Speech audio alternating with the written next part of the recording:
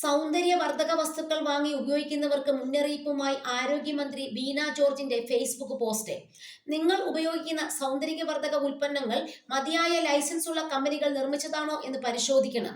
നിർമ്മാതാവിന്റെ മേൽവിലാസം വ്യക്തമായി ഉൽപ്പന്നത്തിൽ രേഖപ്പെടുത്തിയിട്ടുണ്ടോ എന്നും നോക്കണം.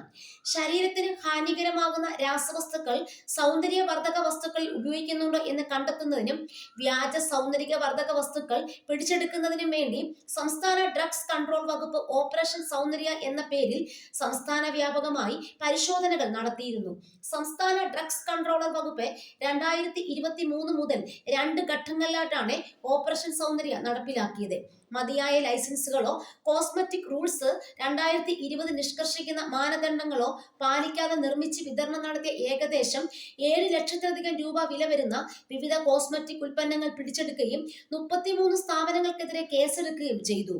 ലാബ് പരിശോധനകളിൽ ലിപ്സ്റ്റിക്, ഫേസ് ക്രീം സാമ്പിളുകളിൽ അനുവദനീയമായതിൽ കൂടുതൽ അളവിൽ മെർക്കുറിയുടെ അംശം കണ്ടെത്തി. അനുവദനീയമായ അളവിൽ നിന്ന് 12,000 ഇരട്ടിയോളം മെർക്കുറി പല സാമ്പിളുകളിലും കണ്ടെത്തിയിട്ടുണ്ട്. ഇത് ആന്തരിക അവയവങ്ങളെ വരെ ബാധിക്കുന്ന തരത്തിൽ ദൂഷ്യഫലങ്ങൾ ഉണ്ടാക്കാൻ സാധ്യതയുള്ളതാണ്. ഈ കണ്ടെത്തലിനെ തുടർന്ന് പരിശോധനകൾ കൂടുതൽ കർശനമാക്കാൻ ഡ്രഗ്സ് കൺട്രോളർക്ക് നിർദ്ദേശം നൽകിയിരിക്കുകയാണ്. സൗന്ദര്യവർദ്ധക വസ്തുക്കൾ വാങ്ങി ഉപയോഗിക്കുന്നവർ ശ്രദ്ധിക്കേണ്ടതാണ്. ഇത്തരം ഉൽപ്പന്നങ്ങൾ മതിയായ ലൈസൻസോടുകൂടി നിർമ്മിച്ചതാണോ എന്നും നിർമ്മാതാവിന്റെ മേൽവിലാസം വ്യക്തമായി രേഖപ്പെടുത്തിയിട്ടുണ്ടോ എന്നും ലേബൽ പരിശോധിച്ച് വാങ്ങേണ്ടതാണ്. എന്തെങ്കിലും പരാതിയുള്ളവർ ഡ്രഗ്സ് കൺട്രോൾ വകുപ്പിനെ 18004253 182 എന്ന ടോൾ ഫ്രീ നമ്പറിൽ വിവരം അറിയിക്കണമെന്നും മന്ത്രി വ്യക്തമാക്കി.